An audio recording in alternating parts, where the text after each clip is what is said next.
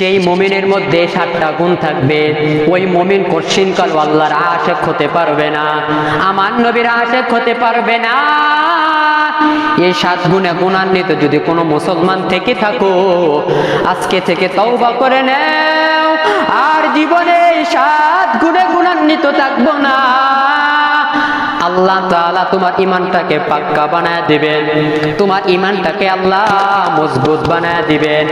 1 নম্বর, যারা কোরআন মাজিদ তেলাওয়াত করে না, যারা আল্লাহর কোরআনের সাথে মহব্বত রাখে না, তাদের ঈমান সব সময় দুর্বল থাকে, তাদের ঈমান কখনো আল্লাহ তাআলার দিকে ফিরে না। আর আল্লাহ কোরআনের মধ্যে জানায় দিলেন, ওয়ারাত্তিলিল কুরআনা তারতিলা, তোমরা কোরআন তেলাওয়াত করবা তারতিলের সাথে শুদ্ধভাবে। যে কোরআনের মধ্যে মধু আছে, যে কোরআন তেলাওয়াত করলে মানুষের হৃদয়টা ঠান্ডা হয়ে যায়, ঠিক তারতিলের সাথে কোরআন তেলাওয়াত করতে হবে।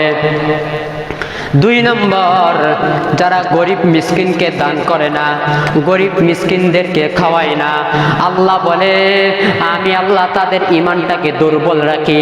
এজন্যই তো আল্লাহ কোরআনের মধ্যে জানাই দিলেন, ওয়াল মিসকিনা ওয়া বিনাস সাবিল, তোমরা গরিব মিসকিনকে দান করো, তোমরা গরিব মিসকিনকে খাওয়াও। কিন্তু এখন আমরা কোনো আয়োজন করলে নেতা ছাড়া আমাদের সেই আয়োজন জমে না, কোনো সেলিব্রিটি ছাড়া আমাদের সেটা জমে না। না না, যদি খাওয়াইতে হয় গরিব মিসকিনদেরকে খাওয়াইতে হবে।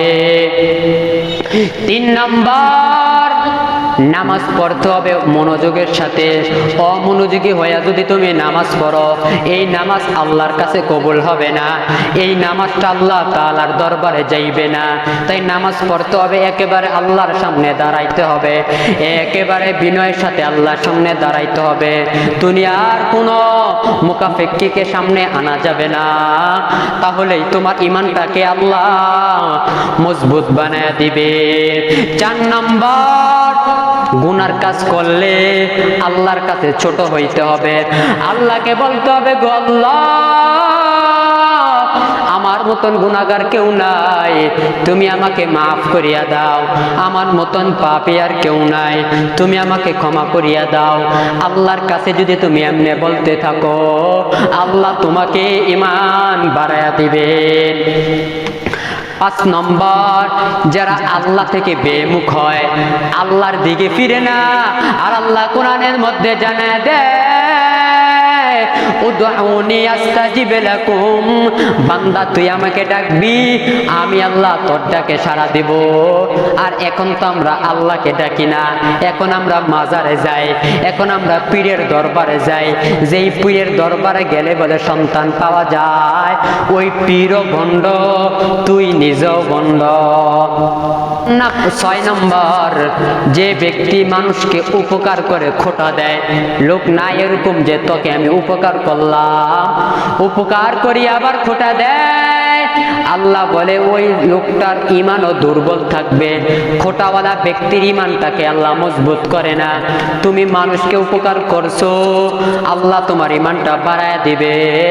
7 নম্বর, যারা ধৈর্য ধারণের মধ্যে অটল থাকে, আল্লাহ বলে ইন্নাল্লাহা মা'আস সাবিরিন, সবুরকারীর সাথে আমি আল্লাহ আছি। সব কাজের মধ্যে ধৈর্য ধারণ করতে হবে, আল্লাহকে ডাকতে হবে, আল্লাহ তাআলা তোমার সেই কাফেলটাকে, সেই কাজটাকে আল্লাহ সফল বানায় দিবে।